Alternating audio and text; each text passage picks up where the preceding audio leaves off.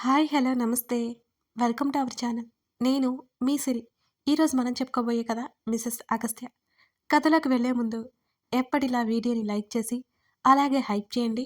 Hype చేయడం అంటే మీకు తెలుసు కదా! లైక్ మీద క్లిక్ చేస్తే హైప్ బటన్ వచ్చేస్తుంది. అది కూడా నొక్కేయడమే. ఆలస్యం చేయకుండా ఇక కథలోకి వెళ్ళిపోదాం. Mrs Agastya part 167. ముఖ్యంగా నీలాంటి వాళ్ళ మొహం చూడ్డానికి కూడా నాకు ఇంట్రెస్ట్ ఉండదు. బోర్ కొట్టదా అని అడిగావు కదా! చెప్తున్నా విను అంటూ ఆమె ముఖంలోకి చూస్తూ, నీలాగా వాల్యూస్ మర్చిపోయి తను బిహేవ్ చేయదు. నీలాగా కోరికతో తను నేను కావాలి అనుకోదు. నీలాగా ఫ్యామిలీని రోడ్డుకు వదిలేదు. తండ్రికి శత్రువులా నీలాగా మారలేదు. ప్రాణాలు పోతాయంటున్నా తండ్రిని కంటికి రెప్పలా కాచుకుని తిరిగి మామూలు చేసింది. కన్న తండ్రి మీద నీలాగా ద్వేషం పెంచుకోలేదు. ఒంటరిగా ఉన్న ఆయనకి మరో పెళ్లి చేసి కూతురయ్యా ఆయన సంతోషం కోసం ఏమైనా చేస్తుందని నిరూపించింది. నీలాగా ఎంత అసహ్యం చూపించినా బుద్ధి లేకుండా వాళ్ళ దగ్గరే ఉండదు. తనకి సెల్ఫ్ రెస్పెక్ట్ ఉంది. నేనేమైనా ఎవరైనా సరే ఎంత ప్రేమిస్తుందో తక్కువ చేస్తే అంత దూరం వెళ్ళిపోతుంది. నా కోసం నాకైనా దూరం అవ్వాలనుకునే టైపు. నేనంటే పిచ్చి ప్రేమ. ఒక్కో టైంలో ఇవన్నీ ఒక్కొక్కటిగా చూపిస్తుంటే ఇక నాకు ఎలా బోర్ కొడుతుంది చెప్పు? అతను చెప్పిన విధానానికి నవ్యకి బుర్ర గిర్రున తిరిగింది. అతని దృష్టిలో తన్ని ఎంత చీప్‌గా చూస్తున్నాడో అర్థమవుతున్నా అతన్ని వదులుకోవాలనే ఆలోచన తట్టుకోలేకపోతోంది. ఆమె కళ్ళ నుంచి రక్తాశ్రువులు రాకుండా బలవంతంగా ఆపుకుంది. ఏంటి? మాటలు రావట్లేదు అని అడిగాడు విసుగ్గా చూస్తూ. ప్లీజ్ ఒప్పుకోవచ్చు కదా! ఆమె స్వరం ఉన్నట్టుండి బేలగా మారింది. అతనికి జాలి లాంటి భావాలు కలగలేదు. అంత అసహ్యం కలిగించేలా మాట్లాడుతున్నా ఆమె మాటలకు అతను నిష్కర్షగా బిహేవ్ చేయడం మొదలుపెట్టాడు. ఇంకా బుద్ధి రాలేదా నీకు? ఎన్నటికీ రాదని కూడా నాకు అర్థమైంది. చూడు నవ్య, ఆడపిల్లవని ఒకే ఒక్క కారణంతో నిన్నేం చేయకుండా వదిలేస్తున్నాను. నీతో ఉన్న సూరజ్ ఏమయ్యాడో తెలుసుకో. జైల్లో చిప్పకూడు తింటున్నాడు. కేసులని, కోర్టులని చుట్టూ తిరుగుతున్నాడు. వాణ్ణి చంపేయగలను కానీ వాడు ప్రశాంతత లేకుండా బ్రతకాలి. నిన్ను కూడా ఏదో ఒకటి చేయడం క్షణంలో పని. ఇవన్నీ వదిలేసి నా జోలి రాకుండా ఉంటే బెటర్. అతడు సీరియస్ కానీ నచ్చచెప్పాడు. ప్రేమించాను. నాకు మిగిలింది ఇదేనా? ఆమె ముఖంలో కోపం, కన్నీళ్లు. కానీ నేను నిన్ను కనీసం ఇష్టపడట్లేదు. మరేం చేయమంటావు? అని అడిగాడు అగస్త్య. నువ్వు నాతో ఉంటే ఖచ్చితంగా నచ్చుతాను అని చెప్పింది నవ్య. నీతో ఉన్నా, నీ పక్కనే ఉన్నా నువ్వు ఎప్పటికీ నాకు నచ్చవు నవ్య. అర్థమైందా? దానికి కారణం కూడా ప్రత్యేకంగా చెప్పాల్సిన అవసరం లేదు. నువ్వు చేసిన వాటికి నేను ఈ పాటికి నిన్ను చంపేయాలి. నీ బాబు వచ్చి నన్ను బ్రతిమాలుకున్నాడు. అందుకే వదిలేస్తున్నా అంటూ కుర్చీల నుంచి పైకి లేచాడు అగస్త్య. అతని మాటలకు ఆశ్చర్యంతో కళ్ళు పెద్దగా చేసింది. అంతలోనే తండ్రి మీద కోపమొచ్చింది. నువ్వు చంపేసిన నీ చేతుల్లో హాయిగా చచ్చిపోతాను. నన్ను చంపేయ్ అన్నది నవ్య. అతను తలుపు వైపుకు వెళ్తుంటే వెనుక నుంచి హత్తుకుంది. ఒక్కసారిగా విపరీతమైన కోపం వచ్చి అతని ముఖం అదోలా అయిపోయింది. వెంటనే తన్ని చుట్టుకున్న ఆమె చేతులు తీసి విసిరికొట్టాడు అర్జున్. నేనింకొక మాట మాట్లాడితే నా మాటలు విని చచ్చిపోతావు. నీ మీద నా ఫీలింగ్ అది. అర్థమైందా? అతను గట్టిగా అరిచాడు. అతని ముఖంలో అంత తీవ్ర స్థాయిలో ఉన్న కోపం చూసి ఆమె ఒక అడుగు వెనక్కి వేసింది. రక్తం కూడుగట్టుకున్నంత ఎర్రగా మారిపోయింది అతని ముఖం. అతని శ్వాస మరింత ఆవేశంగా ఉంది. ఆమె వైపు వేలు చూపించి సూటిగా ఆమె కళ్ళలోకి చూసి, నీకు మెంటలని నీ బాబు చెప్తుంటే జాలి పడుతున్నాను నేను. అర్థమైందా? లేకపోతే ఈ పాటికి నిన్ను చంపి పాతేసేవాణ్ణి. నేను ఇన్ని మాటలంటున్నా ఇంకా నా వెనుక తిరగడం బదులు ఎక్కడైనా దూకు. ఆమె వల్ల అతను ఎంత కోపంలో ఉన్నాడో మాటల ద్వారానే చెప్తున్నాడు. శ్రీధర్కి అంత అన్యాయం చేసి వదిలేశాడు అంటే ఒక ఆడపిల్లని జాలి మాత్రమే. వెంటనే ఆ గదిలో నుంచి బయటకు వెళ్ళిపోయాడు అగస్త్య. నవ్య భరద్వాజ్ అక్కడే స్థాణువులా నిలబడిపోయి ఉంది. ఆమె వేగంగా బ్యాగ్ తీసుకుని తన తండ్రి దగ్గరికి బయలుదేరింది. డ్రైవర్ని కాదని కారు చాలా వేగంగా డ్రైవ్ చేస్తుంది నవ్య. కొద్ది నిమిషాల్లోనే భరద్వాజ్ ఇంటికి చేరుకుంది. ఆమె కారు రావడం ఆలస్యం. గేటు తెరుచుకుంది. ఆమె కారు నేరుగా గుమ్మం ముందు ఆగింది. కారు దిగి వేగంగా లోపలికి నడిచింది నవ్య. చాలా రోజుల తర్వాత ఆమె ఇంట్లోకి అడుగు పెట్టడం చూస్తున్న పని వాళ్ళందరూ సంభ్రమాశ్చర్యాలతో చూస్తున్నారు నవ్యని. హాల్లో చుట్టూ చూసి తండ్రి కనిపించగా మెట్లు ఎక్కి పైకి వచ్చింది నవ్య. లివింగ్ ఏరియాలో ఎవరితోనో మాట్లాడుతూ కూర్చున్నాడు తన తండ్రి. ఆవేశంగా తండ్రి దగ్గరికి వెళ్ళింది నవ్య. ఎదురుగా ఎవరున్నారో ఆమెకు పట్టలేదు. డాడీ ఆమె అరుపుకి భరద్వాజ్ తల తిప్పి చూశాడు. తన కూతురు తన్నలా పిలిచి ఎన్ని రోజులైంది? సంభ్రమాశ్చర్యాలతో పైకి లేచాడు. బేబీ అని మాట్లాడుతూ ముందుకు వచ్చిన ఆయనకి అరచేయి చూపించింది నవ్య. మీరు అగస్త్యని కలిశారా? ఆమె సూటిగా అడిగింది తండ్రిని. అయోమయంగా చూశాడు భరద్వాజ్ ఆమె వైపు. చెప్పండి డాడీ, మీరు అగస్త్యని కలిశారా అని మరోసారి అడగ్గా అవును అన్నట్టు తలాడించాడు. ఎందుకు కలిశారు అని అడిగింది నవ్య. ఎందుకు అంటే అతను కోపంతో నిన్ను ఎక్కడ చంపేస్తాడేమోనని భయంతో కలిశాను. నీ పిచ్చితో అతనికి నువ్వు తెచ్చే ఇబ్బందుల వల్ల నువ్వు ఎక్కడ ఇబ్బందుల్లో పడతావేమోనని ఆ భయంతోనే కలిశాను. నీ పిచ్చి పనుల వల్ల అతని భార్యని నువ్వెక్కడ అపకారం చేసి అగచాట్లలో పడతావేమోనని కలిశాను ఆవేశంగా అన్నాడు భరద్వాజ్. డాడీ ఆమె కోపంగా అరిచింది. ఇంకెంతకాలం నవ్య, ఇంకెంతకాలం ఉంటావు ఇలా నువ్వు? అతని భార్య నుంచి అతన్ని లాక్కుని ఏం సాధిద్దామనుకుంటున్నావు? మీ కూతురి సంస్కారం నేర్పించలేదా అని అతను మొహం మీద అడుగుతుంటే తల ఎక్కడ పెట్టుకోవాలో నాకు అర్థం కాలేదు. అంతా దిగజారిపోయి ప్రవర్తించావా అతని దగ్గర? తండ్రి సూటిగా అలా అడుగుతుంటే ఎందుకో మాట రాలేదు నవ్యకి. ఏంటి నవ్య, నిన్నే అడుగుతున్నాను, మాట్లాడు. అతను చీప్ పొమ్మన్నా ఇంకా అతను వెంట పడుతున్నావా? తండ్రి మీ మధ్య లేని ఆవేశం చూస్తుంది నవ్య. అవును, అతనంటే నాకు ఇష్టం. ఏమాత్రం జంకకుండా చెప్పింది. అతనికి పెళ్ళైపోయింది, భార్య ఉంది, కూతురు ఉంది. ఇక ఎప్పుడు అర్థం చేసుకుంటావు నవ్య నువ్వు అని గట్టిగా అరిచాడు. ఇంకోసారి మీరు నా విషయంలో జోక్యం చేసుకోవద్దు. మీ జోక్యం వల్లే నేను ఇంతవరకు వచ్చాను అని విసురుగా వెళ్ళిపోతుంటే ఆమె చేతిని ఎవరూ పట్టుకున్నా అనిపించడంతో ఆగిపోయింది. తల తిప్పి చూసిన నవ్యకి కనిపించిన వ్యక్తిని చూసి ఆమె కళ్ళు మొదట ఆశ్చర్యానికి గురై ఆ తర్వాత మామూలుగా చూసింది. నిన్ను ఎలా మార్చాలో నాకు అర్థం కావట్లేదు నవ్య. ఒక్కగానొక్క కూతురువని గారాబం చేశాను కానీ చివరికి నువ్వు ఈ వయసులో నన్ను చాలా కష్టపెడుతున్నావు అని చెప్పేసి ముందుకెళ్ళిపోయాడు భరద్వాజ్. కళ్ళజోడు తీసి కళ్ళు ఒత్తుకొని మెట్లు దిగి నడుచుకుంటూ వెళ్ళిపోయాడు ఆయన. ఆమె చేతిని వదిలించుకోవడానికి చూసింది. అమర్ ప్లీజ్ అని గట్టిగా అంది. పిచ్చి పట్టిందా నవ్య నీకు అని అడిగాడు అమర్త్య. అతని వైపు కోపంగా చూసింది నవ్య. నీ వల్ల అంకుల్ ఎంత సఫర్ అవుతున్నారో చూసు తెలుస్తుందా అని అడుగుతుంటే ఆమె తల ఎత్తి అలాగే చూస్తోంది తప్ప సమాధానం చెప్పలేదు.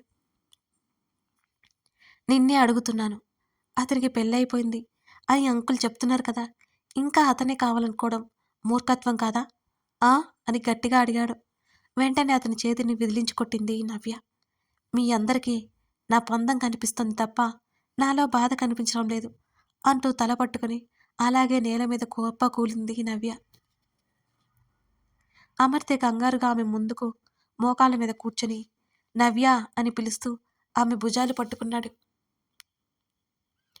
ఆమె వెక్కిళ్ళిపట్టి ఏడవసాగింది. అదే సమయంలో అక్కడికి వచ్చిన ప్రియ కూడా నవ్య ఏడుపు చూసి ఆగిపోయింది. ఆమె తలని హత్తుకున్నాడు అమర్త్య. నవ్య ఏడుపు ఆపలేదు. ప్రేమించినవాడు నా తండ్రి కారణంగా నాకు దూరమయ్యాడు. ఇది తెలుసా నీకు? డాడీ చేసిన ఒకే ఒక్క తప్పు వల్ల నేను ఈ పరిస్థితికి వచ్చాను.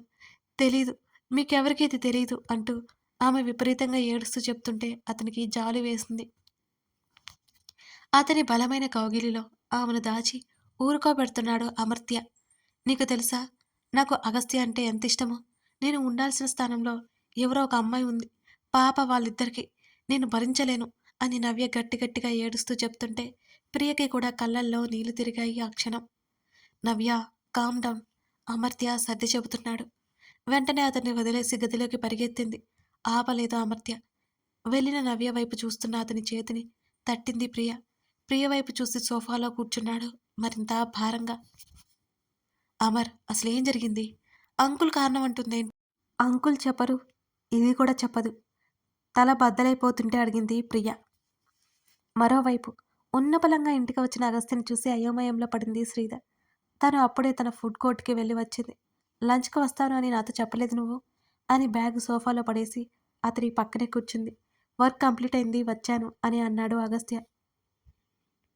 నేను డ్రెస్ చేంజ్ చేసుకుని వస్తాను, లంచ్ చేద్దాం. ఒకసారి జేమ్స్కి కాల్ చేసి వాళ్ళ దగ్గరే ఉన్న అవిని తీసుకురమ్మని చెప్పు అని మెట్లెక్కి వెళ్ళిపోయింది శ్రీధర్. జేమ్స్కి మెసేజ్ చేసి అలాగే సోఫాలో వాలి కళ్ళు మూసుకున్నాడు అగస్త్య. టింగుమని నోటిఫికేషన్ సౌండ్ రావడంతో కళ్ళు తిప్పి చూశాడు. అవంతి నిద్రపోయిందని ఆ మెసేజ్‌లో సారాంశం. ఓకే అని చెప్పి గదిలోకి నడిచాడు. డ్రెస్ చేంజ్ చేసుకుని, జుట్టు పైకి పెట్టేసి, టవల్‌తో ముఖం తుడుచుకుని, బొట్టు సరిచేసుకుంది శ్రీద. వెనక్కి తిరిగిన ఆమెకి బెడ్ మీద కూర్చొని కనిపించాడు అగస్త్య. చేతిలో ఉన్న టవల్ హ్యాంగర్‌కి తగిలించి, అతని వైపుకి అడుగులు వేసింది శ్రీద. ఏమైంది? అతని ముఖం ఎందుకో చాలా రోజులకి ఏదోలా కనిపిస్తోంది. అది రోజులాగా లేదు. టైట్‌గా ఉంది అన్నాడు. కొంచెం తినేసి రెస్ట్ తీసుకుందువు గాని పద అన్నది శ్రీద. నాకిప్పుడు తినాలి అని లేదు. తర్వాత తింటాను అన్నాడు. అతనికి ఎదురుగా వచ్చి నిలబడి అతని చెంప మీద చేయి వేసింది శ్రీద. సరే అయితే ఇక్కడికే పట్టుకొస్తాను అన్నది. ఆమె వైపు సీరియస్‌గా చూశాడు అగస్త్య. ఇటు చూడు ఆమె టీ షర్ట్ పైకి పెట్టి ఆకలికి నా పొట్ట లోపలికి పోయిందని అమాయకంగా ముఖం పెట్టింది శ్రీద. అతడు నిట్టూర్చాడు. వెంటనే కిందకి పరిగెత్తి ఇద్దరి కోసం భోజనం తీసుకొచ్చింది శ్రీద. అవి ఏది అడుగుతూనే పక్కన కూర్చుంది ఆమె. పడుకుందట అని చెప్పాడు అగస్త్య. ఏంటి నీ కూతురు ఇంత త్వరగా బుద్ధిగా పడుకుందా? ఇది ఆలోచించాల్సిన విషయమే. అతను వద్దన్నా వారిస్తున్నా ముద్దలు ముద్దలు అతను నోట్లో కుక్కసాగింది. ఏ రాక్షసి నేను మనిషిని అన్నాడు ఆమె చేతిని పట్టి ఆపేస్తూ. నేను కోపంగా ఉన్నాను, డిస్టర్బ్ చేయకు అన్నది శ్రీద. ఆమె వైపు ముఖమదోలా పెట్టి చూశాడతను. మరో ముద్ద అతని నోట్లో తోసింది. అతను మాత్రం పట్టించుకోకుండా భోజనం మీద కోపమన్నట్టు తినసాగింది శ్రీద. బ్రేవ్మని త్రేన్పి ప్లేట్ పక్కన పెట్టేసి హ్యాండ్ వాష్ చేసుకుని వచ్చింది. ఇప్పుడు నేను నిద్రపోబోతున్నాను, డిస్టర్బ్ చేయకు అంటూ బెడ్ ఎక్కుతున్న ఆమెని ఒడిలోకి లాక్కున్నాడు అగస్త్య. తిక్కా నీకు? తిన్న వెంటనే పడుకోవడం ఏంటి అని అడిగాడు. రాత్రి పడుకోనివ్వలేదు కదా నువ్వు, నిద్రొస్తుంది. ఆవరిస్తున్న శ్రీద చెంప మీద చిన్నగా ఒక్కటేశాడు అగస్త్య. అతని వైపు కొట్టేలా చూసి వెంటనే అతని బుగ్గ కొరికింది శ్రీద. అతను నవ్వుతూ చూశాడు. ఏదో మూడ్లో ఉన్నాను అన్నాడు ఆమె కోపానికి కారణం అర్థమై. నువ్వు అక్కడే ఉండు, అదే కోపంలో ఉండు అంటూ మూతి తిప్పింది శ్రీద. ఎక్కడ? ఆమె పెదవి పక్కనే బొటనవేలితో తాకుతూ అన్నాడు. ఇదిగో నన్ను కూల్ చేయాలని చూడకు నువ్వు అంటూ అతన్ని వదిలించుకుని పడుకుంది. ఆమె పొట్ట మీద చంపానించి పడుకున్నాడు.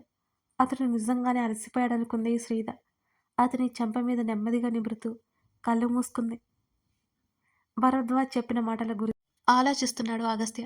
నవ్య అనే వ్యక్తి జీవితంలోకి అతను వెళ్ళాడో లేక ఆమె తన జీవితంలోకి వచ్చిందో అతనికే తెలియట్లేదు. మరోవైపు అమర్ అసలేం జరిగింది? అంకుల్ కారణం అంటుందేంటి? అంకుల్ చెప్పరు, ఇది చెప్పదు. తల బద్దలైపోతుంటే అడిగింది ప్రియ.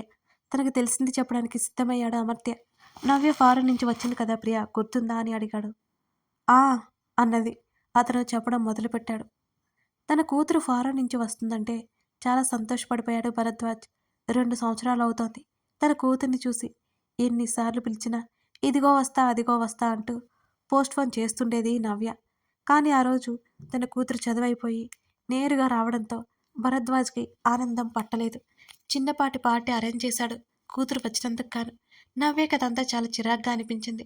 కానీ తండ్రి కోసం అక్కడికి వచ్చింది నవ్య. వచ్చిన వాళ్ళంతా నవ్యని ప్రశంసిస్తుంటే తను ఏం సాధించిందని వీళ్ళంతా పొగుడుతున్నారో ఆ క్షణం నవ్యకి అర్థం కాలేదు. వాళ్ళందరి నుంచి తప్పించుకొని కాస్త దూరంగా వచ్చి ప్రియతో పాటు కూర్చుంది నవ్య. నవ్య అంది మెల్లిగా. ఏంటే అలా ఉన్నావు అని అడిగింది ప్రియ. నథింగ్ అని చెప్పింది. నువ్వు రావడంతో అంకుల్ చూడు ఎంత హ్యాపీగా ఉన్నారో తెలుసా అని అంది ప్రియ. తెలుస్తుందిగా అంది నవ్య. ఏమైందే అలా ఉన్నావు? ప్రియ అయోమయంగా అడిగింది. నిజం చెప్పాలంటే చాలా బోరింగ్గా ఉంది ప్రియ. ఎదురుగా ఉన్న కుర్చీలో కాళ్ళు చాపుకొని వెనక్కి వాలి కూర్చుంది నవ్య. ఆమెకి కాస్త దూరంలో అందరూ తింటూ తాగుతూ ఎంజాయ్ చేస్తున్నారు. అప్పుడే వాళ్ళ నుంచి వస్తున్న అగస్త్యని చూసింది. White shirt, formal blue colour pant, blue coat చేతి మీద వేసుకుని వాళ్ళకి ముందున్న కుర్చీలో కూర్చున్నాడు. ఎవరతను? ఎందుకు అతన్ని చూడగానే ఒకలాంటి ఆకర్షణ కలిగింది నవ్యకి. తెలియదన్నట్టు భుజాలు కదిలించింది ప్రియ. అదే సమయంలో అతని మొబైల్ రింగ్ అవుతుంటే లిఫ్ట్ చేశాడు. హా నానమ్మ వచ్చాను, ఇక్కడే ఉన్నాను. అదే స్వరం విసుగ్గా ఉంది. నాన్సెన్స్ నానమ్మ, కూతురు వచ్చినందుకు పార్టీ ఇవ్వడం ఏంటి? అగస్త్య మాటలు విని నవ్య కోపం తెచ్చుకుంది. అవతల వాళ్ళ మాటలు వినిపించలేదు ఆమెకి. అతని మాటలు మాత్రమే వినిపిస్తున్నాయి. ఆయనకి కాస్త కూడా సెన్స్ లేదు. ఇంకోసారి ఇలాంటి వ్యాపారాలు పెడితే బాగోదని చెప్పు. నేను ఆయన కోసం రాలేదు. సీఈఓ ప్లేస్‌లో ఉన్నా కాబట్టి వచ్చాను. మరింత చిరాగ్గా చెబుతున్నాడు తండ్రి గురించి అగస్త్య. లేదు, నేను ఇంటికి వెళ్లి చేస్తాను. ఇక్కడ ఒక్కడికి కూడా డీసెన్సీ లేదు అన్నాడు. ఓకే, ఆయనకు చెప్పని విసుగ్గా కాల్ కట్ చేశాడు అగస్త్య. ఆ మాటలన్నీ విన్న నవ్య మొదట కోపం వచ్చినా అతని మాటల్లో ఆంతర్యం ఆలోచించగా ఆమెకి నిజమే అనిపించింది అది అంతా. నవ్యకి అగస్త్య ఎలా తెలుసో ముందు ముందు పార్ట్స్‌లో చూద్దాం. అలాగే నవ్యకి తండ్రి మీద ఎందుకంత కోపంగా ఉందో, అగస్త్యని కోల్పోవడానికి తండ్రే కారణమంటుంది కదా! అవన్నీ కూడా అన్నీ తెలుసుకుందాం. ఈ కథని మిస్ అవ్వకుండా చూసేయండి. అలాగే కామెంట్ చేసి లైక్ చేయడం మర్చిపోకండి. Thank you for watching this video.